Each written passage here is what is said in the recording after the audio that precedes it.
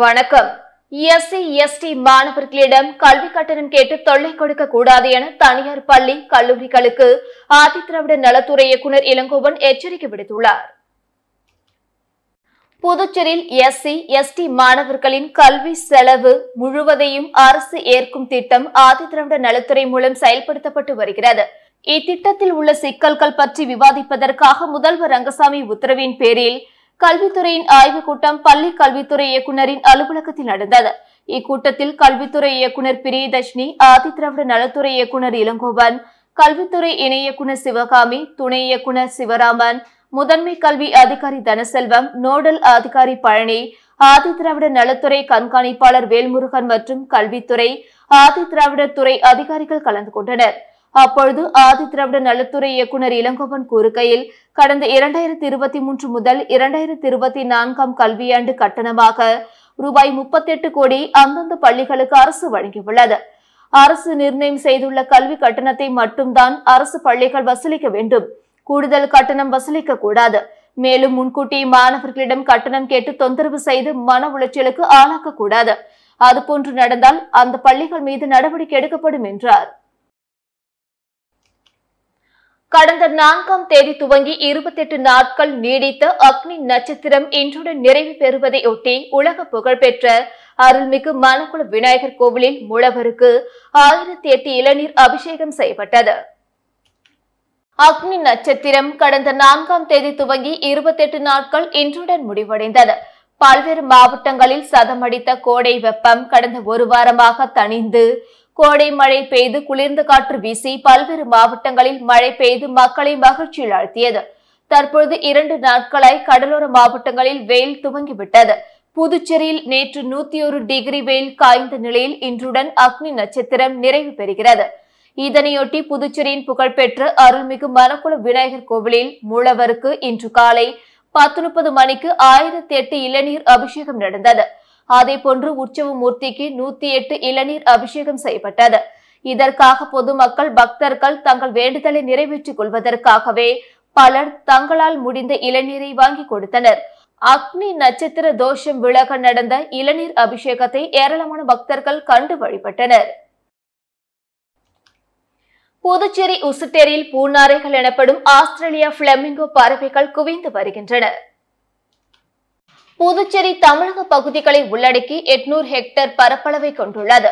இங்கு உள்நாட்டு பறவைகள் மட்டுமின்றி மத்திய ஆசியா, ஐரோப்பியா, சைப்ரியா, ரஷ்யா நாடுகளிலிருந்து எண்ணற்ற பறவை இனங்கள் நவம்பர் மாதம் துவங்கி மார்ச் மாதம் வரையில் இரை மற்றும் இனப்பெருக்கம் செய்ய வருகின்றன. ஏராளமான அரிவகை பறவைகள் வந்து செல்வதால் கடந்த 2008ஆம் ஆண்டு உசுட்டேரியை பறவைகள் சரணாலயமாக புதுச்சேரி அரசு அறிவித்தது. இங்கு ஒவ்வொரு ஆண்டும் 130 வகையான 20,000க்கும் மேற்பட்ட பறவைகள் வருகிறது. உசுட்டேரி சுற்றுலா தலமாக உள்ளது. ஏரியில் உள்ள பறவைகளை சுற்றுலா பயணிகள் கண்டு ரசிக்கின்றனர். தற்பொழுது உசுட்டேரியில் நீர்மட்டம் குறைந்துள்ளது. தற்பொழுது பூநாரைகள் எனப்படும் ஆஸ்திரேலியா பிளமிங்கோ பறவைகள் 100 கணக்கில் ஏரியில் குவிந்துள்ளன. இப்பறவைகளை காண ஏராளமான சுற்றுலா பயணிகள் குவிந்து வருகின்றனர். மேலும் பறவை ஆராய்ச்சியாளர்கள் ஏரிக்கு வந்துள்ள பிளமிங்கோ பறவைகளை கணக்கெடுக்கும் பணி துவங்கியுள்ளனர். புதுச்சேரி காரைக்காலில் அரசு பள்ளிகளில் +1 மாணவர் சேர்க்கைக்கான கலந்தாய்வு நேற்று தொடங்கிய நிலையில் மாணவர்கள் ஆர்வமுடன் பங்கேற்றனர். புதுச்சேரி காரைக்காலில் 10ஆம் வகுப்பு பொதுத் தேர்வு முடிவுகள் கடந்த 10ஆம் தேதி வெளியிடப்பட்டது. இதையடுத்து புதுவை மற்றும் காரைக்காலில் அரசு மேல்நிலைப் பள்ளிகளில் +1 மாணவர் சேர்க்கைக்கான விண்ணப்பங்கள் கடந்த 13ஆம் தேதி முதல் 24ஆம் தேதி வரை பெறப்பட்டன.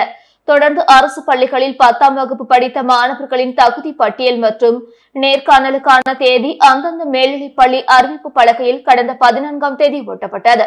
அதனைத் தொடர்ந்து நேற்று முதல் +1 வகுப்பு மாணவர் சேர்க்கைக்கான கலந்தாய்வு அரசு மேல்நிலைப் பள்ளிகளில் தொடங்கியது. இதில் மாணவ மாணவிகள் தங்களது பெற்றோர்களுடன் ஆர்வமுடன் கலந்து கொண்டனர். சின்ன காலப்பட்டு பகுதியில் தனியார் சொகுசு விடுதிக்காக உயர் மின்னழுத்த புதைவட மீன்பாதை அமைக்கும் பணிக்கு அப்பகுதி மக்கள் எதிர்ப்பு தெரிவித்து போராட்டத்தில் ஈடுபட்டதால் பரபரப்பு ஏற்பட்டது. புதுச்சேரி அடுத்த சின்ன காலப்பட்டு ஆலமரத்து வீதியில் சுமார் 50க்கும் மேற்பட்ட குடும்பங்கள் வசித்து வருகின்றனர். இதனிடையே கடற்கரையில் உள்ள தனியார் சொகுசு விடுதி 10 அடி அகலம் கொண்ட இந்த வழியை பயன்படுத்தி வருகின்றனர். இதனால் அடிக்கடி இந்த சாலையில் போக்குவரத்து நெரிசல் ஏற்படுவதாக அப்பகுதி மக்கள் குற்றம் சாட்டி வந்தனர். இந்த நிலையில் கடற்கரையில் உள்ள தனியார் சொகுசு விடுதிக்கு செல்வதற்காக ஆலமரத்து வீதி வழியே உயர் மின்னழுத்த புதைவிட மின்பாதை அமைக்கும் பணிக்காக பள்ளம் தோண்டப்பட்டது. இதற்கு அந்த பகுதி மக்கள் கடுமையாக எதிர்ப்பு தெரிவித்தனர். மேலும் ஆலமரத்து வீதி என்பது 10 அடி அகலம் கொண்ட குறுகிய சாலை. இந்த சாலை கீழேதான் குடிநீர் குழாய், கழிவுநீர் குழாய் அனைத்தும் செல்கிறது. இதே வழியில் மீண்டும் உயர் மின்னழுத்த புதைவிட மின்பாதை அமைத்தால் இங்குள்ள மக்கள் கடுமையாக பாதிக்கப்படுவார்கள் என்று கூறி திடீர் ஆர்ப்பாட்டத்தில் ஈடுபட்டனர். பொதுமக்கள் எதிர்ப்பால் மின்பாதை அமைக்கும் பணி நிறுத்தப்பட்டது. இதனால் அந்த பகுதியில் சிறிது நேரம் பரபரப்பு ஏற்பட்டது. இங்க 2004க்கு அப்புறம் சுனாமிக்கு அப்புறம் 2007ல இங்க இருக்க ரெசிடென்ட்ஸ் வந்து பிளாட்டை சேல் பண்ணிட்டு வேற ஒரு இடத்துக்கு மைக்ரேட் ஆனாங்க. அந்த டைம்ல இங்க வந்து நல்லா பீச் ரெசார்ட்னு சொல்லிட்டு இங்க ரெசார்ட் கட்டினாங்க. இது வந்து டோட்டலா 10 feet ரோடு தான் இங்க இருக்கு. இங்க ஃபுல்லா அரௌண்ட் ஒரு 40 ஃபேமிலிஸ் இங்க குடி இருக்கிறாங்க. இதுல பாத்தீங்கன்னாக்கா இந்த ஹோட்டல் கன்ஸ்ட்ரக்ட் பண்றதுக்கு நாங்க இந்த வழி யூஸ் பண்ணிக்கிறோம்னு சொல்லிட்டு ஆரம்பிச்சாங்க. அதுக்கப்புறமேட்டாக்கா சாய்பாபா கோயில் வழியா தான் அந்த இவங்களுக்கு ஹோட்டல் அப்ரூவ்டு இருக்கிறது எங்க நாலேஜுக்கு வந்திருக்கு. இப்போ என்ன பிரச்சனைனா, இந்த இடத்துல வந்து ஹை வோல்டேஜ் எலக்ட்ரிக் லைன் வந்து மேலே டிரான்ஸ்ஃபார்மர் மூலியமா எடுத்துட்டு போறதா வந்திருந்தாங்க. நம்ம வீடு எல்லாம் இப்போ நீங்கள் அந்த தெருவை கவர் பண்ணீங்கன்னு வச்சுக்கோங்களேன், இது 10 feet ரோடு தான். இந்த 10 feet ரோடில் இவ்வளோ ஹை வோல்டேஜ் வந்து எல்லாருடைய டெரேஸும் கிராஸ் ஆகி போச்சுனாக்கா இங்கே சேஃப்டி இல்லைன்னு சொல்லிட்டு நாங்கள் எல்லாமே இபி ஆஃபீஸ்லையும் எம்எல்ஏ ஆஃபீஸ்லையும் ஸ்டேஷன்லையுமே ஒரு கம்ப்ளைண்ட் ஃபைல் பண்ணி கொடுத்துருக்கோம். அதுக்கப்புறம் இப்போது எம்எல்ஏ வந்து அதை அப்ஜெக்ட் பண்ணிட்டு இதை பர்மிட் பண்ணாதீங்க, உங்களுக்கு வேணும்னாக்கா நீங்கள் சாய்பாபா சைடு கோயில் வழியாக எடுத்துகிட்டு போய்க்கலாம், ஏன்னா அவங்களுக்கு அந்த சைடு தான் அப்ரூவ்டு இருக்குது, யாருக்குமே டிஸ்டர்பன்ஸ் இல்லை, எடுத்துகிட்டு போகலான்னு சொல்லியிருக்காங்க. பர்பஸ்ஃபுல்லி பண்ணுறாங்களா? இப்போ இவங்க இப்போ என்ன பண்ணுறாங்கன்னா, அண்டர் கிரவுண்டில் நாங்கள் போடுறோம், அண்டர் கிரவுண்டில் நாங்கள் எடுத்துகிட்டு போகிறோம் அப்படின்னு சொல்கிறாங்க. 3 feetல இப்போ நமக்கு வாட்டர் லைன் போகுது. அண்டர் கிரவுண்டில் போட்ட ரிசல்ட் என்னன்னு எல்லாருக்குமே தெரியும். ஈவன் இந்த காலப்பட்டு ஏரியாவில் அண்டர் கிரவுண்டு போட்டாங்களே தவிர எதுவுமே இங்கே ஒர்க் ஆகலை. எல்லார் வீட்லையுமே வந்து டிரான்ஸ்ஃபார்மர் மூலியமாக இப்போ போயிட்டு இருக்கு. ஒரு 1.5 months முன்னாடி பில்லர் ஒன்று பர்ஸ்ட் ஆகி எல்லார் வீட்லையுமே எலக்ட்ரிக்கல் ஃபெயிலியர் வந்துச்சு ஃப்ளக்சுவேஷனில். இப்போ வரைக்குமே அதுக்கான காம்பன்சேஷனும் யாரும் கவர்மெண்ட்டுக்கும் நாங்கள் போகல. இப்போ அடுத்த நிமிஷம் நமக்கு என்ன வேணுன்றதுக்கு கரண்ட்டுக்கு நம்ம டிரான்ஸ்ஃபார்மர் மூலியமாக தான் பண்ணிட்டோம். இப்போ இவங்க இந்த இவ்வளோ ஹை வோல்டேஜ் இந்த அண்டர் கிரவுண்டில் எடுத்துகிட்டு போனாங்கன்னாக்கா வாட்டர் லைன் இருக்குது, வீட்டு உள்ள கரண்ட் எலக்ட்ரிசிட்டி பாதிக்கிறதுக்கு நிறைய வாய்ப்பு இருக்கு. ரெண்டாவது விஷயம், இவ்வளோ ஹை வோல்டேஜ் இங்கே எடுத்துகிட்டு போக வேண்டிய அவசியம் உங்களுக்கு இருந்துச்சுன்னா இவங்களுக்கு அப்ரூவ்டு வாங்கின சைடில் இவங்க எடுத்துகிட்டு போய்க்கலாம். நம்ம எந்த அப்ஜெக்ஷனுமே நம்ம பண்ணல. இவங்க பர்பஸ்ஃபுல்லி வேணும்னே இந்த சைடு எடுத்துகிட்டு போகிறது நாங்கள் இங்கே இருக்கிற ரெசிடென்ட்ஸ் எல்லாருமே வந்து அப்போஸ் பண்ணுறோம். இதுதான், மற்றபடி வேற எந்த ஒரு தனிப்பட்ட முறையான பிரச்சனை எதுவுமே கிடையாது எங்களுக்கு. இலங்கை நாட்டிற்கு சென்றுள்ள சபாநாயகர் செல்வம் அங்குள்ள பழமை வாய்ந்த கோயில்களுக்கு சென்று சாமி தரிசனம் செய்தார். இலங்கை நாட்டிற்கு சென்றுள்ள புதுச்சேரி சட்டப்பேரவை தலைவர் செல்வம் இலங்கை தலைநகர் கொழும்பில் உள்ள பிரசித்தி பெற்ற அருள்மிகு ஸ்ரீ பராசக்தி அம்மன் ஆலயம் மற்றும் 800 ஆண்டுகளுக்கு மேல் பழமை வாய்ந்த பொன்னம்பலவான சுவாமிகள் ஆலயத்திற்கு சென்று சாமி தரிசனம் செய்தார். மேலும் பொன்னம்பலவான சுவாமிகள் ஆலயத்தில் இந்து மத குருமார் தலைவர் சுவாமி சிவாச்சாரியரை சந்தித்து ஆசி பெற்றார். இந்த நிகழ்ச்சியில் இலங்கை அரசின் எதிர்க்கட்சி தலைவர், அரசியல் ஆலோசகரும் நேர்முக உதவியாளருமான உமா சந்திர பிரகாஷ் உடன் இருந்தார். மேலும் சட்டப்பேரவை தலைவருடன் புதுச்சேரி மாநில பாஜக துணைத் தலைவர் ஜெயக்குமார், பாஜக மாநில இளைஞரணி செயலாளர் வருண் மற்றும் ராஜன் ஆகியோர் உடன் இருந்தனர். வானூர் அருகே திருவக்கரை சந்திரமௌலீஸ்வரர் ஆலய கிரிவல பாதையில் உள்ள முள் புதர்களை அகற்ற வேண்டுமென பொதுமக்களிடையே கோரிக்கை குரல் எழுந்துள்ளது. விழுப்புரம் மாவட்டம் வானூர் வட்டம் திருவக்கரை கிராமத்தில் 2000 வருட பழமை வாய்ந்த அருள்மிகு சந்திரமௌலீஸ்வரர் திருக்கோயில் உள்ளது. இதன் சுற்று மதில் சுவர்கள் மற்றும் கிரிவல பாதையில் வளர்ந்துள்ள முற்புதர்களால் பௌர்ணமி தினங்கள் மற்றும் விசேஷ நாட்களில் பக்தர்கள் கிரிவலம் செல்ல மிகுந்த தடையாக உள்ளது.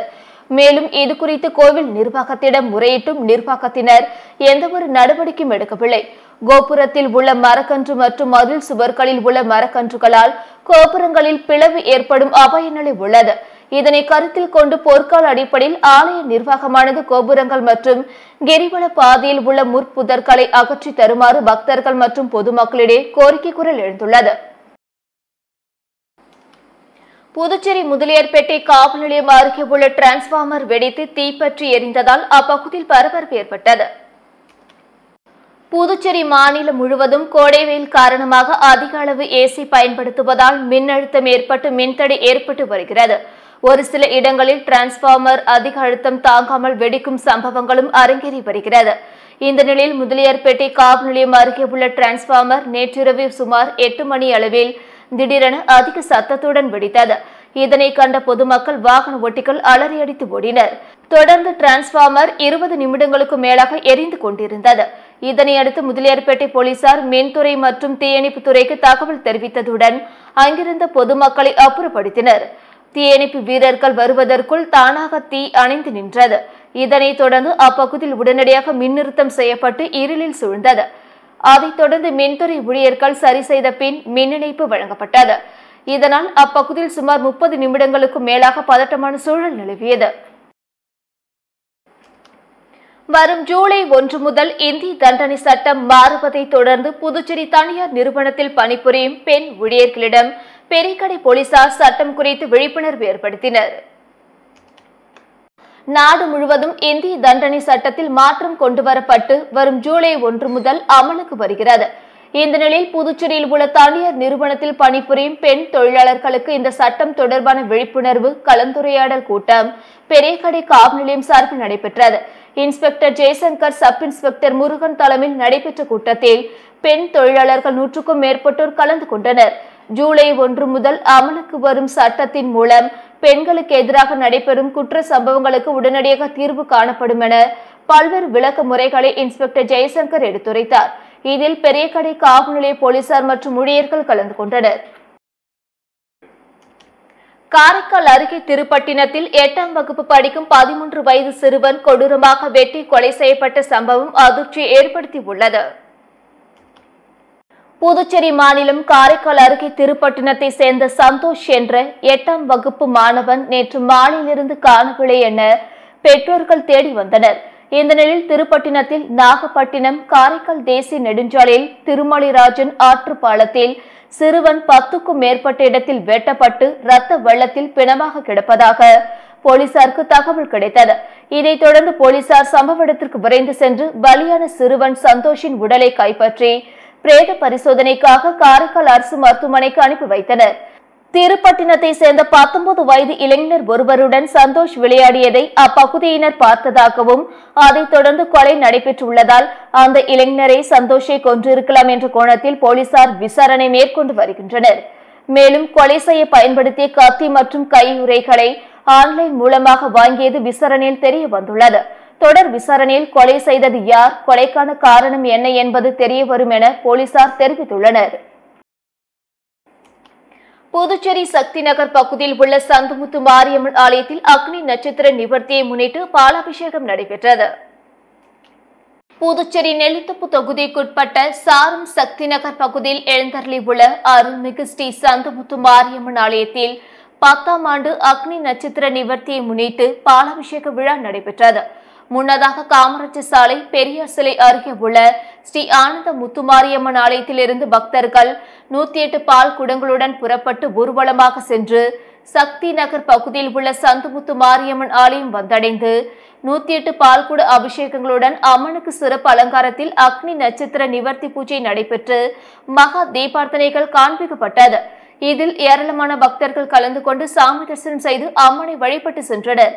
மேலும் இவ்விழாவிற்கான ஏற்பாடுகளை ஆலய நிர்வாக குழுவினர், ஊர் பொதுமக்கள் இணைந்து செய்திருந்தனர். பாகூர் கொம்யூன் பஞ்சாயத்து சார்பில் மணப்பட்டு புதுக்குப்பம் கடற்கரையில் 2 டன் குப்பைகள் அகற்றப்பட்டது.